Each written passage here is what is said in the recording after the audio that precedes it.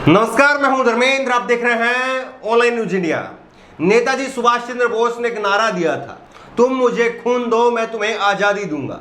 लेकिन मौजूदा सरकार की नीति ये लगती है कि तुम हमारे हक में फैसला दो, हम तुम्हें पद देंगे।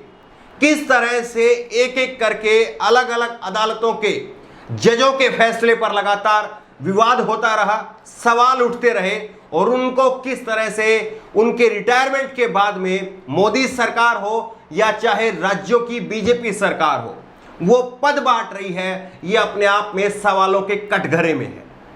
जिस तरह से बाबरी मस्जिद का विध्वंस किया गया, बाबरी मस्जिद को ढाया गया, शहीद किया गया, उस बाबरी मस्जिद केस के जो जज रहे, सीबीआई के जज रहे, रिटायरमेंट के बाद में योगी आदित्यनाथ ने उप लोकायुक्त नियुक्त कर दिया है। ये अब अपने आप में जो है वो गिव एंड टेक जैसा लगता है कि एक हाथ से लेना दूसरे हाथ से देना। आपने हमारे नेताओं को बरी किया और अब हम आपको उप लोकायुक्त बना रहे हैं। क्या इस पर सवाल नहीं उठने चाहिए? क्या ये खबर अभी तक आपने कहीं पर देखी है? और जिस तरह से रंजन गोगोई साहब, जिनके ऊपर ये आरोप लगते हैं कि सुप्रीम कोर्ट के चीफ जस्टिस रहते रहते उन्होंने अयोध्या के मामले में जिस तरह से बीजेपी के हक में ये फैसला दिया अयोध्या मामले का, उसके बाद में ही उनको राज्यसभा के लिए मनोनीत किया गया। ये आरोप उन पर लगते रहते हैं। लेकिन अब एक नई परिपाटी डाली जा रही है कि तुम हमारे हक में फैसला दो, हम तुमको पद देंगे। किस तरह से ये खबर जो है वो आपको पूरी तरह से मेन स्ट्रीम मीडिया से गायब आपको मिलेगी। लेकिन इस खबर को हम आप तक पहुंचाने की कोशिश कर रहे हैं। ऑनलाइन न्यूज इंडिया की वेबसाइट पर भी इस खबर को आप जाकर के पढ़ सकते हैं, www.onlinenewsindia.co.in। इस पर जाकर के आप इस पूरी खबर को पढ़ सकते हैं। यहां पर इस खबर को आप देखिए, बाबरी केस में बीजेपी नेताओं को बरी करने वाले पूर्व जज सुरेंद्र यादव को योगी सरकार ने बनाया उप लोकायुक्त।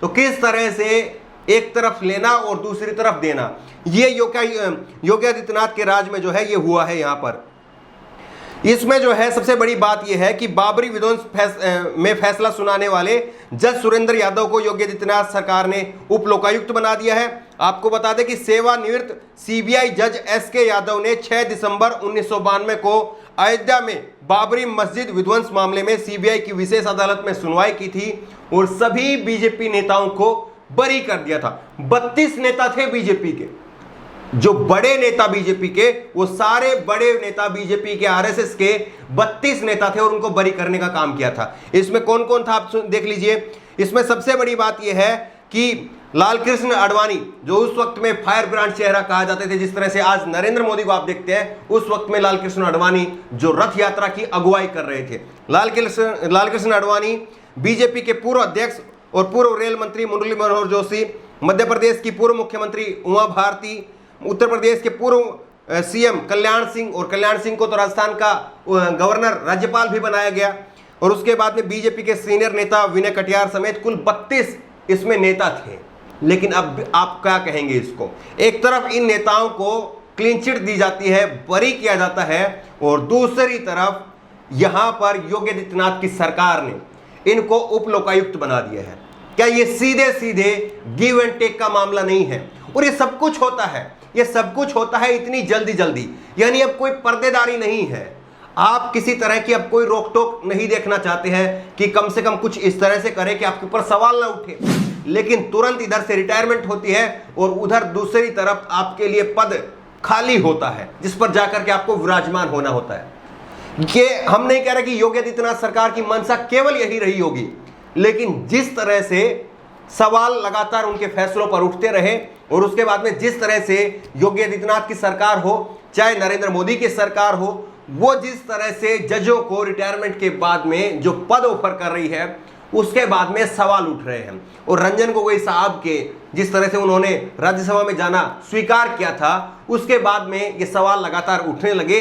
लेकिन ये सवाल वहीं पर बंद हो जाने चाहिए थे, लेकिन ये सवाल अब भी उठ रहे हैं। ये बड़ा सवाल है।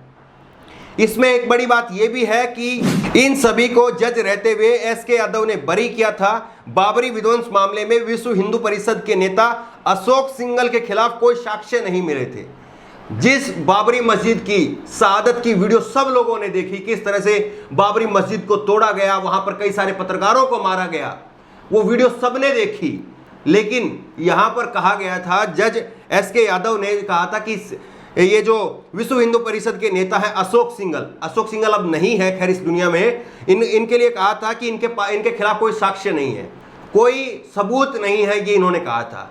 जिसको पूरी दुनिया ने देखा, वो सीबीआई की अदालत तक उसका सबूत नहीं मिल पाया, सीबीआई की अदालत उसका सबूत नहीं जुटा पाई, जिसको पूरी दुनिया ने देखा था। ये बड़ा सवाल है, जिसके चलते सीबीआई की स्पेशल जज सुरेंद्र कुमार यादव ने कहा था कि विश्व हिंदू परिषद के नेता अशोक सिंघल के खिलाफ हमें कोई साक्ष्य नहीं मिले हैं और उन्हें बरी कर दिया गया।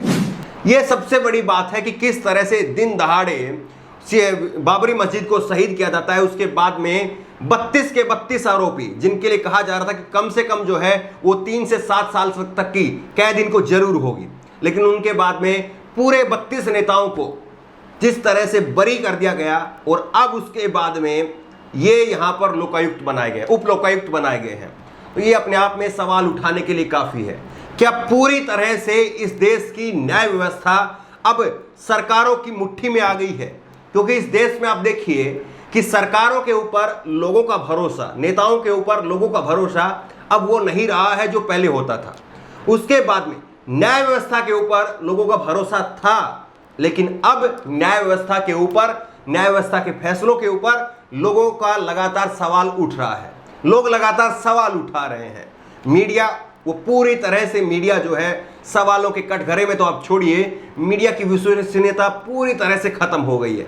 लेकिन अब ऐसे में अगर चाहे वो सीबीआई के जज हों, चाहे वो सुप्रीम कोर्ट के जज हों, अगर अपनी रिटायरमेंट के बाद में इस तरह से पदों को स्वीकार करेंगे, तो फिर इसमें सवाल खड़े होते हैं, क्या वाकई अब ये पूरी तरह से गिव एंड टेक का मामला हो गया है? ये जो है लोगों के जहन में एक सवाल है। लेकिन आप इस बात को भी समझिए कि इस खबर को शायद ही आपने कहीं पर देखा हो, शायद ही किसी छोटे चैनल पर आपने इस खबर को देखी हो, लेकिन मेन स्ट्रीम मीडिया से ये खबर पूरी तरह से आपको नदारद मिलेगी। अगर यही मामला कहीं पर कांग्रेस शासित राज्य में हुआ होता और कुछ और केस होता, तो इसको लेकर के कितना तांडव मच रहा होता, वो सब आपके सामने। बहरहाल आपको क्या लग रहा है, जिस तरह से सीबीआई के पूर्व जज को योगी सरकार ने उप लोकायुक्त नियुक्त किया है, जिन्होंने 32 बीजेपी के नेताओं को बरी करने का काम किया था बाबरी मस्जिद के ढहाने के मामले में, आपको क्या लगता है, क्या सही है, या आपको लग रहा है कि वाकई ये सवालों के कटघरे में है कि ऐसा आखिरकार क्यों हुआ? आपकी राय क्या है? नीचे कमेंट बॉक्स में अपनी राय जरूर दें, और इसी तरह की तमाम खबरों के लिए ऑनलाइन न्यूज इंडिया को सब्सक्राइब करें, साथ में जो बेल आइकन है घंटी है उसको जरूर दबाएं, ताकि जैसे कोई वीडियो अपलोड करें उसकी नोटिफिकेशन आपको तुरंत मिल सके। और साथ ही ऑनलाइन न्यूज इंडिया के वेबसाइट पर भी आप जरूर जाएं, 24 घंटे वहां पर आप खबरें पढ़ें। जो खबरें हम यहां पर नहीं बता पाते हैं, वो खबरें आपको वहां पर वेबसाइट पर पढ़ने के लिए मिलेगी। वेबसाइट के लिए हमारा एड्रेस है www.onlinenewsindia.co.in। ये वेबसाइट पर जाकर के आप खबरों को जरूर पढ़ें। धन्यवाद। इस खबर को अभी लाइक करें, शेयर करें, अभी चैनल को सब्सक्राइब करें और घंटी जरूर दबाएं।